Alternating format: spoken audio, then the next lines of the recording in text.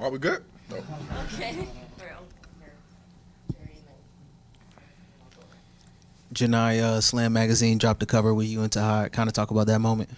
It's a very exciting moment. You know, as a kid, you see all the Slam magazine covers, and to finally say that I have my own Slam magazine cover with Tahad, that was a special moment, for both of us. So it's just good to have. Janai, can you talk about like kind of what's going through your mind your last game at Neville tomorrow, it being Alabama, and all that, just the anticipation for that? Man, I haven't really thought about it too much, but obviously it's going to be an emotional game. Auburn's been good to me, so for this is my last time ever playing on, Neville in front of the crowd, in front of the jungle. It's gonna be fun though, but it's kind of like a bittersweet moment, especially against Alabama. So. Janai, Bruce was saying earlier, you guys are in the business of making history. If you win tomorrow, this will be the winningest team in the history of this program. To be the best player on the best team in program history, what would that mean to you personally? It'll feel good, I don't know how to answer that. Um, what this team has done has been very special, and it's been fun to be part of. Yeah, we just keep trying to look into, keep winning and keep making history. So once this year is said and done, hopefully it'll be a good topic to talk about. Janai, this is such a deep senior class. It seems like y'all have a lot of fun being around each other. Where do you think that stems from, and what makes the connection so special?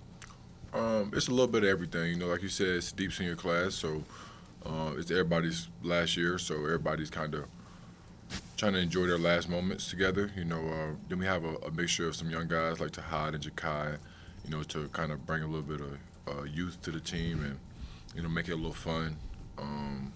But I think just, being connected from the start, where everybody first got here, that's what's made this team, win basically. How's your shoulder doing? Kind of saw you at A&M. Kind of seemed like you're in a little bit of pain. Yeah, it's all right. It was in a little bit of pain, but it's part of the game.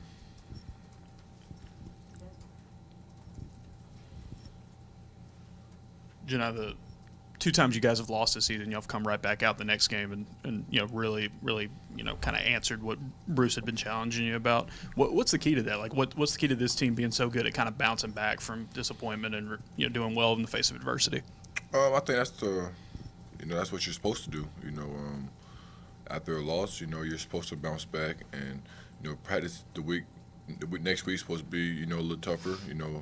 A little bit more amped up. Obviously you guys just lost. We just lost to A&M. We have a bitter taste in our mouth, so we're looking to come, defend home court. Our last game ever in Neville to Alabama. Janai, Alabama shoots the three ball a lot. In that first matchup, you guys held them to 19%, I think. How much can you take from that, and how do you keep them off the three-point line? Just kind of sticking to our game plan, sticking to the scout, and making them take tough twos. They're a dangerous three-point team, but kind of limit their touches on the three-point line and make them finish around the basket a little bit more. Mark Sears is averaging 28 points in the last 5 games for them, finishing strong at the rim. For a guard, for him to be so active in the paint, what makes him so crafty and what makes him so difficult to defend? Shout out to Mark Sears, for putting on those numbers, but hopefully he don't get that tomorrow. So we're looking to not let him get 28 points tomorrow. Janai, a lot of analysts have referred to this as the best league in the history of college basketball, to be the outright champion of that league. And what has that honor meant to you, or that accomplishment meant to you? It just shows, how locked in this team has been, and it shows why we're the best team in the country. To have the best record and be the outright champs of the best league in history of the SEC, or probably ever. It just shows how good this team has been and how consistent we've been. A lot of teams has been good throughout the year, but in order to have the record we've had and the year we've been having, it shows the consistency of it. So to be prepared night in, night out, not to overlook your opponent, to take it one game at a time. I think that just shows the growth of this team. Johni, even before this cover story with you and Tahad on the front page, it's obvious just seeing you guys practice that you guys like each other. There's a respect there. You kind of enjoy him for his exuberance, I guess. What do you like most about Tahad? I mean, he's such a young guy. You're an older guy. You don't necessarily think you guys will hit it off the way you have. I'll just say, like our humor, the way we can, kind of can have fun with each other, but at the same time, it comes out of a level of respect and respect for each other, on the court and off the court. So I think that's what makes our relationship so special.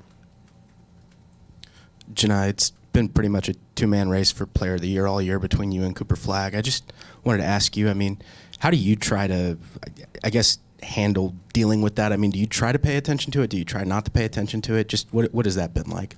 I mean, you could try to, but I mean, obviously it's everywhere. You watch ESPN, it's on ESPN. You open your phone, it's on Instagram, TikTok, Twitter, so I mean, you see it, but obviously,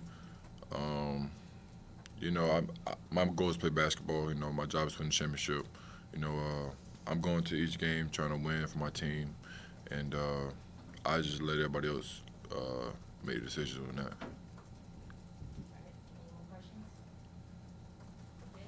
All right. Thanks, sir. Yep. Have you ever met Cooper Flagg? Have I met him? Yeah. Can you give an impression of Dickie V?